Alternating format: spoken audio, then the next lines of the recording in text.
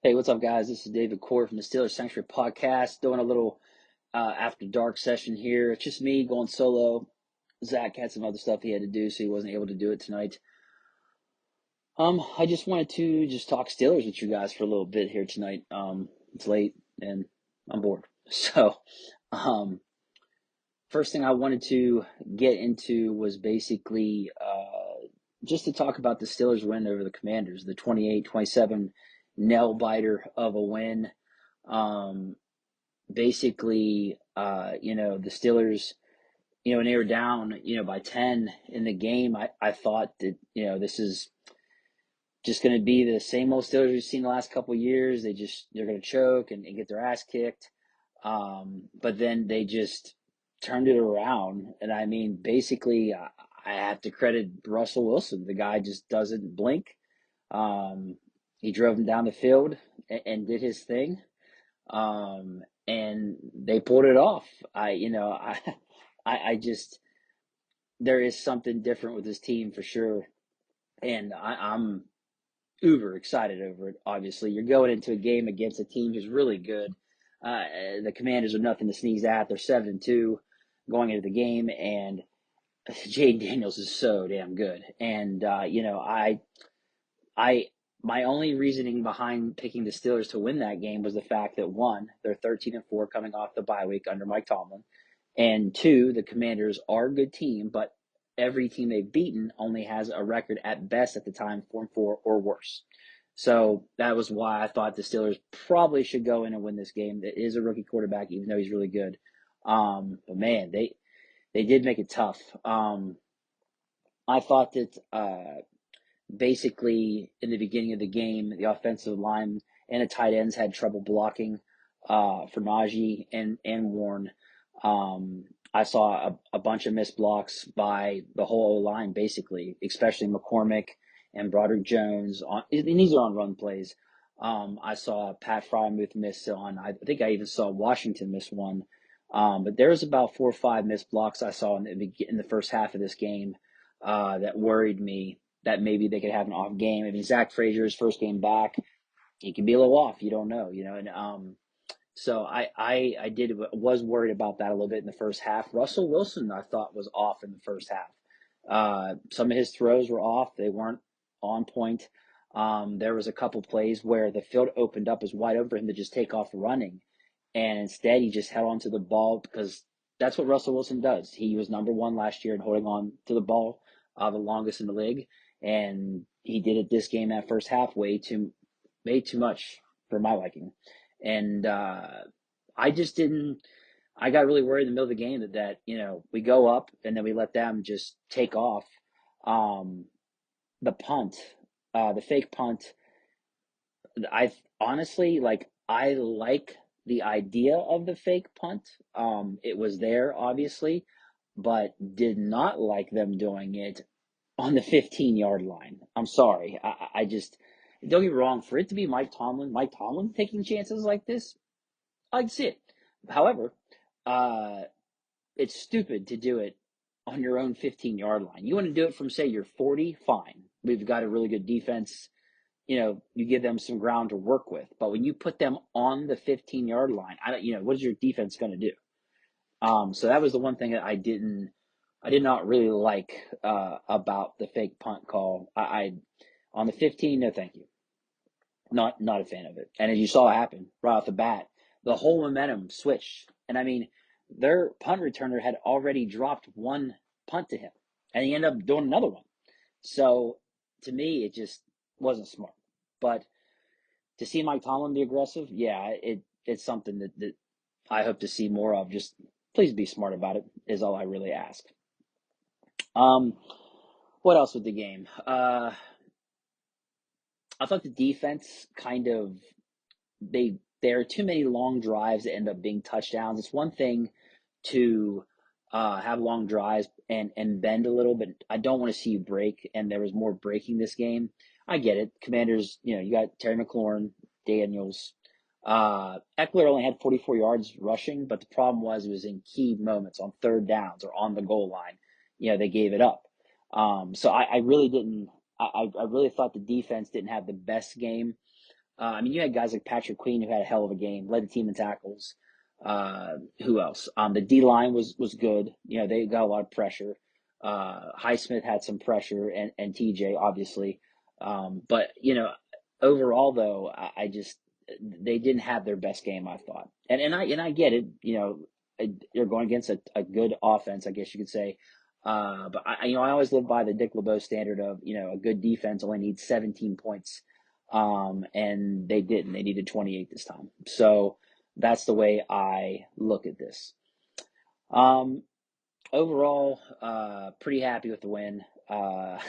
The Getting to draw the offsides to win the game with the fake snap. I mean, literally the whole stadium knows. It's gonna be a fake snap. You know, you're expecting Commanders not to jump offsides, and they did it. They really did it. Was another thing I thought was kind of interesting too, was the fact that if you pay attention to, as soon as the Steelers get to that point, like it was like the offense was going to go off the field, and then they came on back onto the field. Like it was almost like we didn't know whether they were going to punt or whether they were. And I don't know whose idea it was. I don't know if it was Tomlin's. I don't know if it was Arthur Smith's. Maybe it was Russell Wilson because he's known to do that kind of stuff. But I was interested in watching that transpire to like, I kind of wonder who had the idea to be like, hey, go out there, hard count, see if you get them to jump, you know. And the Steelers forbid to say whether or not they actually had a play that they were going to run. But I think some of the players have let it out of the bag that they were not, their job was to not move one single inch. But I still think it's pretty cool that somebody made that call, like, hey, no, let's try this. And if they jump off sides, it's game over. And I couldn't believe it. I really couldn't. And it was a rookie that jumped off sides for them. I forget his name. But in general, I mean, this is a professional football league. I mean, that's what they want you to do. I mean, I I guess there's a part of it where you're like, hey, what if they do hike the ball? But the odds of that were slim to none because it'd be so stupid to do that and take that chance and hand them the ball where the ball would be at. But yeah, no, they actually got them to fall for it. And I mean, you feel horrible for the kid that did it. I feel horrible for him. That has to really suck. But as a Steeler fan, we'll take it. Um, yeah, I mean, I look, I bet $300 on the game. So the Steelers to win. So just going off of what I said about the coming off a bye and the teams they've beat, I took that chance and ended up winning. So it was a good day. Good day for me. As far as like different topics go for today, wanted to talk about the injuries. The injuries. First one was the main one was Highsmith. Uh, Literally, I mean, you saw the replay. It looked. I thought for sure he broke that ankle. I thought he snapped it for sure. Because I mean, you see the way his ankle bent. You're like, this dude's cooked. But turns out this is a low ankle sprain. No broken bones, nothing. They're saying he's probably going to be out 2 to 3 weeks. And man, I just, you want to talk about getting lucky because if he's, if he breaks his ankle, I mean, the way he's been playing, I mean, he's had 10 to 11 to 12 pressures a game since he came back from his last injury. When they're doubling up, tripling up TJ, when you've got the guy on the other side that can deliver those many pressures, I know it's not actually sacks or whatever. However, if he can do that, dude, that's just such a weapon to have. There was actually one play where I literally thought that TJ had moved to the other side because the move that Highsmith did, he did a duck under move. It looked so much like TJ that for a second, I literally thought it was TJ Watt. I was like, whoa, TJ's on the other side. And then I saw the number. I was like, oh my God, that's Highsmith. Just to give you an idea of like how good Highsmith has been since he's been back. It sucks he's going to be gone for 2 or 3 weeks, but you want to talk about perfect timing? Herbig's going to be back. He's projected to be back this week. And I'm excited for him because I think that he's a beast in his own right. I mean, if you think of how many plays he's made with so many little snaps, this guy, he he really pulls it off. And as a third guy, he's made the rotation seem like it's not a problem at all to give TJ Watt a break. And when they first talked about this rotation stuff, I thought they were nuts. Honestly, I was just like, why in the world would I want TJ Watt to take a break? But it keeps him fresh. He goes out there, does his thing. So with Herbig, coming in, stepping in for Highsmith, that's still a good piece to have that will be okay. It won't be that much of a drop off. But also the other thing about this too is the fact that they added Preston Smith. That trade to get Preston Smith, at first I didn't think anything of it. I'm like, you gave up a 7th round pick for this guy. It ain't like he's gonna like light the world on fire. But dude, my guy had 2 tackles for a loss and a sack. I mean, he was impressed as fuck this thing. I couldn't believe it. The guy got out there, and I mean, right off the bat was putting pressure on the quarterback. And that's all I ask of these third or fourth guys in this rotation. Just put pressure on the quarterback. And holy shit, Preston Smith did it. So even though we're not going to have Highsmith for 2 3 weeks, I'm still not too worried just because of her big comeback, and Preston Smith really showed me something. He's been in the league for a while now. I didn't think he'd go out there like this and do what he did right off the bat. But he did. So like it really encourages me a lot about not really losing a step at all with Highsmith not being able to play, even though he's a great football player. But at the same time, these guys are going to step in. They're going to do their thing, and it's going to be all right. All right. Moving on. Next thing I wanted to bring up is the other injury, actually. Dante Jackson also got hurt, I believe hamstring. But I think Tomlin said that today, or yesterday technically, that it's not that serious. And they think he should be able to go against Baltimore. But just like with anything, he can have, a setback this week in practice. So really, my question is if Jackson can't go, who would you guys move outside in his spot? Would it be Cam Sutton, or would it be Corey Trice if he comes back? And there's really 2 different ways to look at this. One, Cam Sutton, is a seasoned vet who has played in the slot outside. But maybe Corey Trice is more talented, but Corey Trice has hardly played any football. Now Sutton hasn't either. He's been suspended. But in general, I mean, as far as experience goes, Corey Trice has nothing. Almost basically literally nothing. So for me personally, I'm not really sure which I'd rather. I'm not sure if I'd rather have Trice get bumped outside to take Jackson's spot if he can't go, or Sutton. I think if I had to pick one, I think I would probably go with Sutton just because of his experience. He was out there this past game already. He had to go in, and they had Pierre out there. Now don't even okay. So this whole Pierre thing, I don't know. I don't want to see Pierre out there again. Like, I know that some people might think that Pierre did okay. He got lucky as hell. There was that one pass down the line. It should have been a first down, and he was burnt. But the pass was bad, and the wide receiver, I can't remember who it was, but they had to come back for it, and he ran into the guy. He got lucky that ball was not placed in front of the wide receiver to go get, or it probably would have been a touchdown. But we got really lucky with Pierre out there, honestly. And it's nothing against him. He is what he is. But he's a 5th-string corner. So I honestly do not want to see him out there again if they can help it. If there's more injuries, I get it. They got no choice. But in general, yeah, I don't want to see him out there if they can help it. I honestly would rather Corey Trice be out there, even though he's hardly played. I'd rather see him out there than Pierre. That's just my preference if Sutton can't be the one out there outside. Pierre also was the one on that fake punt try, and that's another thing why you have a 5th-string corner as your guy for that trick play, the fake punt. I had no idea. Skronik should have been the guy. They should have had one of their 5th, 6th-string wide receivers that nobody knows who he is out there to be the one to make that catch on the fake punt. But anyways, I digress.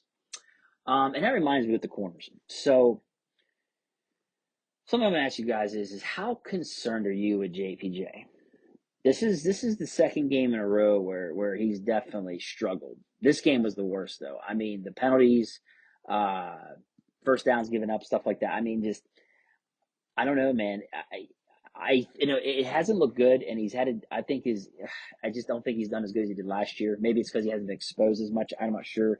I also think it depends on the who the referees are going to be for the game, which officiating crew it's going to be.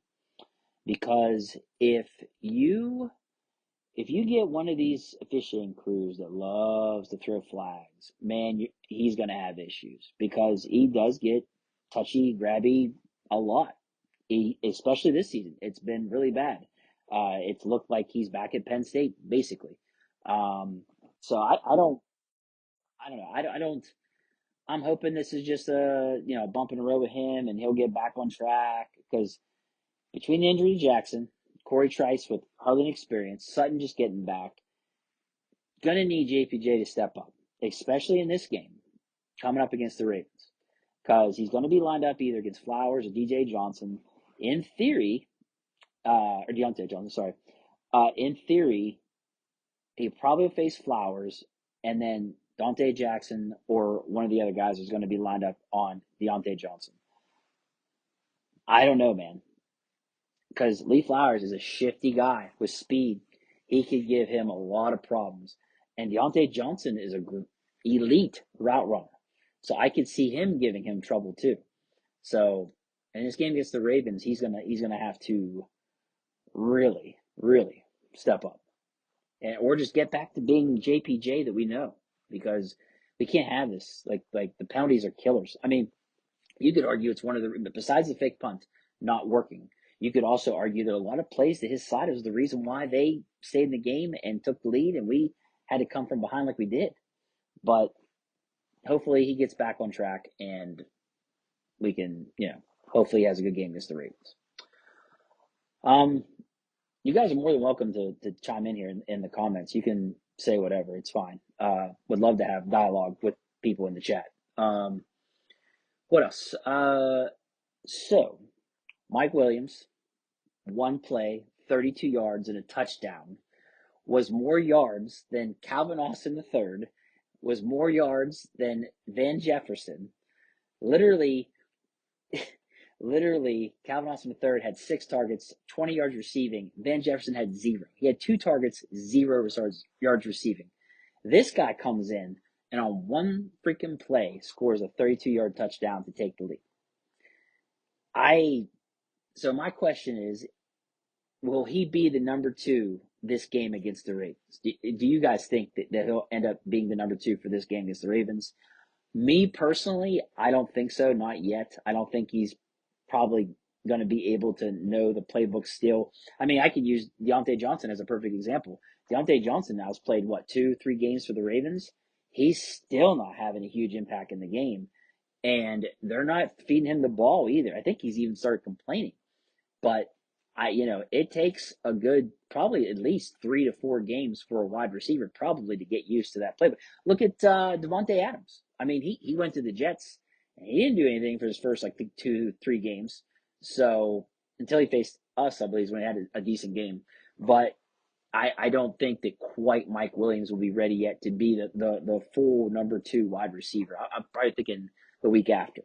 I think I can't remember if we faced the Browns after the Ravens or the Bengals, but if it's the Browns, that'd be a perfect time to go ahead and send him out there and let him do his thing. But I don't think he will be yet. I think you're still going to see Van Jefferson and Austin. Primarily, though, if I had it my way, what I want to see is I want to see Williams become the number 2 out wide, and I want to see Austin get moved into the slot, or stay in the slot more like.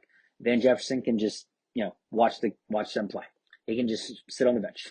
That's what I'd like to do. I want to see Calvin Austin III in that slot eat off-ball linebackers alive and nickel corners. That's where Austin should live at. And I want to see Mike Williams on the outside catching moon balls just like we saw the other day, especially when they get it down to the red zone. I mean, that's a red zone, end zone guy for sure that you want outside.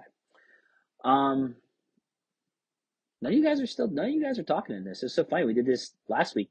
Everybody was talking both times. This time I can't get nobody to talk. All right. Next thing is I wanted to talk about was Broderick Jones was the highest ranked offensive lineman in this game. Something I didn't think I would see. It's no secret he has really, really struggled this season. However, um, coming off a bye week, he looked really good. I think, like I said, on a running play, I think I saw him miss one block. But as far as pass protection goes, he did really well. In fact, I think he had the highest graded pass protection of the group too. Um, and this is what you want to see from a first round draft pick in his second year in the league. It took a little while, but I'm hoping that what happened was is that elbow injury or some kind of injury was still giving him problems, and I'm hoping that getting that bye really allowed him to heal and feel better. And now maybe we're going to see more of last year because he played left tackle, which is he's more comfortable in that position. That's his natural position, but now, last year he got plugged in there. He actually did fine as a rookie, and I was hoping to see more of that, better actually. But not so much at right tackle. But now maybe he's a little healthier, and if that's true, oh man, that's going to be huge for Russell Wilson, considering that he likes to stay in the pocket so long. So I look forward to seeing if he actually does take a step forward. If Broderick Jones does take a step forward for the rest of this season, huge, huge. Because Moore, with Dan Moore Jr. playing the way he's playing this season, which I didn't see coming either.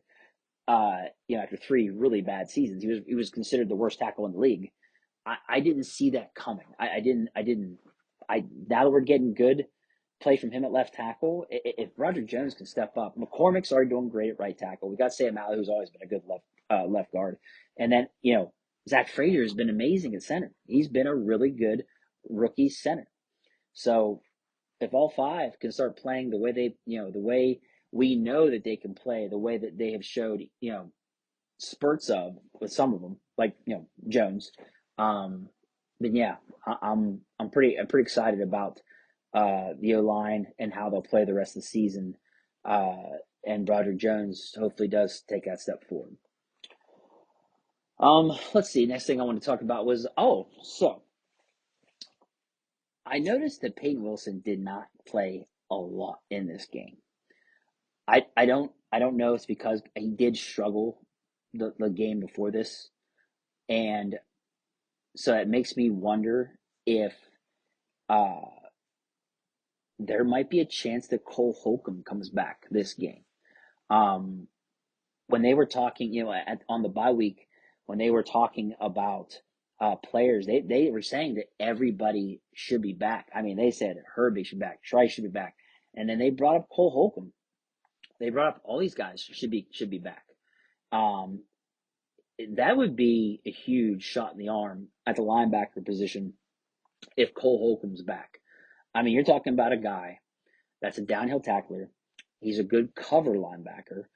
If you get him in the game against Lamar Jackson, a running quarterback, to where you need fast linebackers, uh, I wonder if it happens this game because I don't know if something's happened with Peyton Wilson. I don't know what their deal is, uh, but in general, it makes me wonder if they go ahead and try to bring back Cole Holcomb this week against the Ravens, if he's healthy enough. And I'll be so excited. I mean, he's a really good off ball linebacker.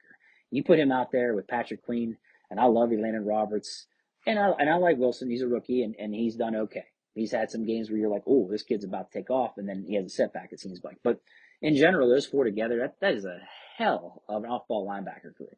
So I really would like to see him come back for this game. Now, am I expecting him to light the world on fire? No, but he is a guy I wouldn't mind having out there as either to start or depth, either or. If they want to stick with Elandon because of how good he is, tackling, and with Patrick Queen, obviously, then I'm fine with that. But I would love to see Cole Holcomb come back. I would, and I'm kind of expecting it, to be honest. This is a big game. They're going to need all hands on deck. So wouldn't be surprised in the least if they go ahead and do bring him back this week. Let's see what else. So Cordell Patterson got 3 carries this game, and it was only 3, which doesn't seem like a lot. However, they're giving him carries on 3rd and 8, 3rd and 2. These are these are plays where you're thinking, 3rd and 8, maybe I want to go at my fastest running back, Jalen Warren. 3rd and 2, maybe want to go with my beast of a running back who can grind for 2 or 3 yards in his sleep in Najee Harris. I did not agree with the usage of how the Steelers did this stuff with their running backs. Cordell Patterson is the 3rd running back on the team. What the hell is he out there for? Why? It didn't make any sense to me. Jalen Warren is healthy, and Najee Harris is healthy. To my knowledge, I didn't see anybody say anything about either of them getting hurt. What in the world are you doing with giving Cordell Patterson some place? I didn't get it. I think it was his first game back too. It just made no sense to me. Like, dude, they don't need to put him out there, especially on the damn plays they're picking on 3rd and 8. You got to convert to 3rd down. The fact they ran the ball on 3rd down, on 3rd and 8, pissed me off. I was like, dude, that's 3rd and long, basically. What are you doing? Throw the ball. But Arthur Smith, sometimes, I don't know. He's in love with CPAT, and I don't know why he puts Cordell Patterson out there on 3rd and something when you need, if you're going to run the ball, it should be Najee on the short downs and Jalen Warren on the 3rd and 8s, because you need a guy with top speed, and Jalen's the guy for that. I'm watching the play, and Cordell Patterson tried. He got, I think, like 5 yards. I think it was like maybe 4 before he got contact. But Jalen runs so fast. He gets that ball. He's got 6 yards before someone even touches him. But I don't know how you guys would feel about that. I know that on the regular podcast, Bob Quinn, he brought it up. He was pretty upset about it. And it was just like, well, he only got 3 carries. But it was 3 carries that he shouldn't have had because it was in horrible situations that he shouldn't be getting the ball. And the Steelers do that a lot, though. Also, the toss plays with the Steelers, the obsession with it, I do not get it. I don't get it at all. These toss plays, it's so obvious that they're going to do it. And teams are probably watching film, and they're just watching for certain setups, certain looks, and they know it's coming because we do it 8 times a game. And I don't know why, because it's no different than a draw. You're literally letting them know 7 yards back that the running back's getting the ball. It's not going to work. It hardly ever works. And when it does, it's a fluke. Because you're depending on that toss play. Your wide receivers, which, by the way, having Van Jefferson and Austin as 2 of your wide receivers blocking, not great. Not great at all. And then on top of that, you're depending on your tight ends, which Pat Freiermuth has been blocking better lately. Still, you want to hope they have Washington out there. And then you're relying on the O-line as well to get out there and block on these tosses. And you're seeing what's happening. They're getting eaten alive, especially the wide receivers trying to block, because those guys they shouldn't be out there. Calvin Austin weighs 170 pounds, soaking wet, 5'7", and you want him to go out there and block a 250-pound linebacker coming full speed. It just doesn't make sense. But as far as back to getting go off subject there, getting back to the carries, I don't understand it. But if they really need to give Cordell Patterson some carries, don't do it on crucial downs. Don't do it on 3rd and 8 or 3rd and 2. Don't ever do that. You want to get him out there on 1st down or 2nd down, fine, but don't do it on 3rd downs. It's just stupid. Next thing I wanted to bring up, and almost done. Do you guys think that Pat Freiermuth is earning his new contract? I looked at some things, and I don't know if you guys know he got a new contract. It's like new extension. I think it's 4 years, $48 million, I believe. And I think that's an average like $14 million a year, something like that. It's not hitting this year though. This year it's not as much, but I'm looking stats, and the guy's 19th in yards. He's tied with like 9 people, 5th in touchdowns. I just don't see as much from him that I want to see for what his new contract is. I don't hardly ever see him leading the team in receiving. And he's a tight end, I get it, but that kind of money, you should have a game where you go off. And I haven't really seen it from him all season. I'm trying to think if there was one game where he absolutely went off and had, like, say, 125 yards and a touchdown or 2. I haven't seen it. I don't even know if I've seen him have over. I'm trying to remember. I'm trying to remember if he's had any game where he had over, like, say, 80 yards receiving. I don't recall. It's nice that his blocking improved, like I mentioned earlier. But like as far as overall and earning this new contract, man, I really would like to see more. I mean, think about the talk this whole offseason was that with them not getting a number two wide receiver, he was going to be the number two wide receiver. And I does he look like a number two wide receiver to you? No. So I really hope that maybe Mike Williams, when he finally gets comfortable with the number two position, that opens things up for Pat. Maybe I don't know. I personally would like to see more from him. Now, is he sucking? No, I'm not going to sit here and say that he's sucked. I'm not going to say that. But is he earning a $48 million contract or $44 million contract that he just got? I don't think so. I'm not there. All right, one last thing before I go. Just a question I wanted to ask. I don't know why I can't get anybody to talk in the chat here at all. But my last question that I want to ask before we go is, with Russell Wilson, are the Steelers legit Super Bowl contenders? In my opinion, yes. In 3 games, he's got 6 touchdowns. He's got over 700 yards passing, and he's got an overall 105 point something passer rating. The pre-snap alignments and adjustments he makes is really what separates him from Justin Fields. I think he sees the ball better. And 3, his moon balls, his deep passes are gorgeous. And a lot of the times, not usually in the first half, but in the second half, in crucial moments, his passes are on the fucking money. And he showed it the other day. I mean, the way he roared that team back, and the throw to Justin Williams when he was about to get drilled. I mean, just taking a step back, and I mean, just putting that ball right on the money. Just very impressive. He's doing things that we haven't seen since Ben in 2020, I think they said. Just incredible stuff to see him do at 36 years old. I mean, Ben at 36 was still doing his thing. It didn't really hit him until I think like 37, 38. I'm trying to remember. But we're seeing quarterbacks nowadays, anyways. Old guys that are still doing their thing. So I really do honestly believe that the Steelers definitely are a Super Bowl contender with Russell Wilson. Another reason too is the fact that how much he's improved George Pickens in 6 games with Justin Fields as the quarterback. George Pickens had 0 touchdowns and had 300 and something yards. This is 6 games. In 3 with Russell Wilson, George Pickens has 270 something yards and he's got 2 touchdowns.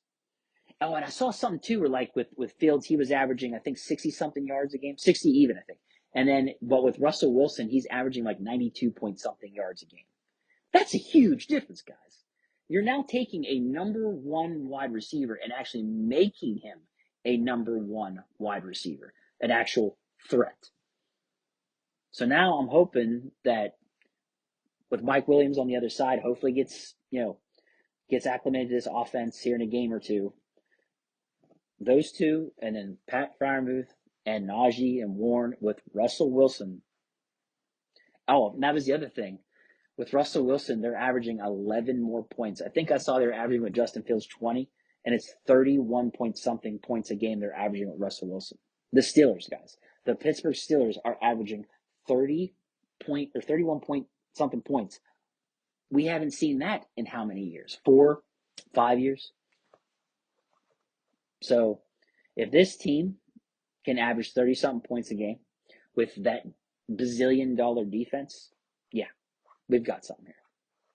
So I'll leave you guys with that. Hey, thanks for watching. Thanks for listening.